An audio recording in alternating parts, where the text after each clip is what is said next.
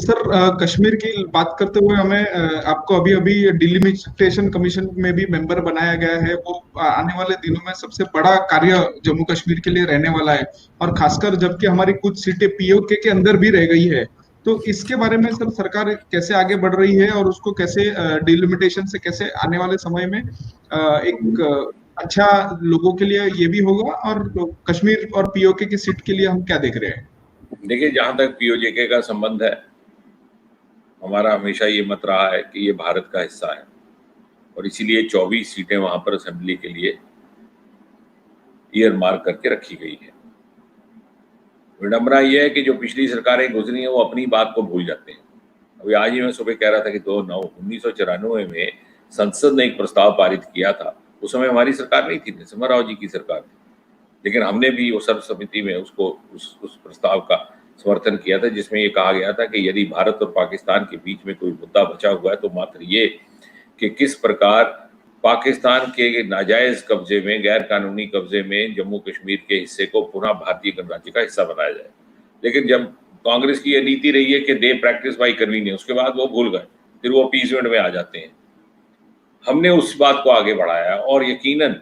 ये जो 5-6 अगस्त को जो संवैधानिक परिवर्तन हुआ है जम्मू कश्मीर को लेकर के अनुच्छेद 370 के परिप्रेक्ष्य में, उसके बाद अब अगर कोई बचा हुआ काम है तो वो यही है कि पीओजेके को पुनः भारतीय गणराज्य का और जम्मू कश्मीर का हिस्सा बना करके उसे उसी स्वरूप में बहाल करना जिस स्वरूप में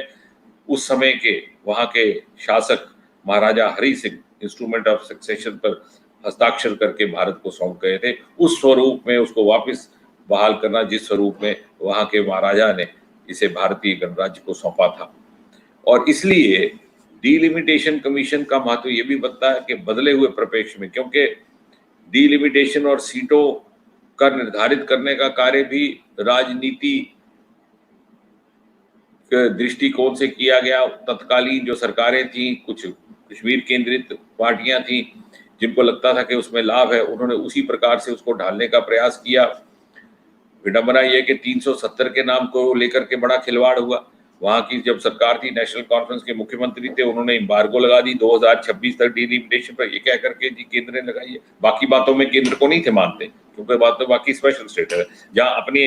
अपने शासनकाल को कायम रखने का संबंध है, वहां केंद्र का कहना मान लो। इसका सबसे बड़ा उदाहरण है, मैं इसलिए कह रहा हूं कि युवाओं को जा जाके, मैंने आज सुबह भी कहा, हम इनके पापों का प्रायश्चित करेंगे, कांग्रेस के उनके सहयोगियों का पापों का प्रायश्चित करेंगे, ये हमारा सौभाग्य है, लेकिन इनके पापों की घंटी अपने गले में बांध लें, इतने मूर्ख नहीं है, क्योंकि हम भी राजनीति में हम लोगों को जा जाकर याद करवाएंगे कि इनकी करनी है।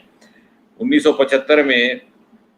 जब इंदिरा जी ने कार्यकाल विधानसभाओं का 5 साल से 6 साल कर दिया, क्योंकि उनको इनपुट्स आई थी इंटेलिजेंस की कि अभी अनुकूल नहीं है इलेक्शन करवाना,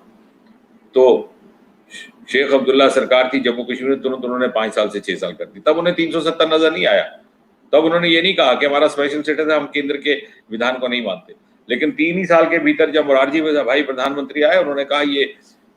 प्रजातंत्र के अनुकूल नहीं है, उसको वापस रिवर्स किया गया। वो 45-46 अमेंडमेंट ऑफ कॉन्स्टिट्यूशन आया, सारे प्रदेशों में पुनः 5 वर्ष हो गया।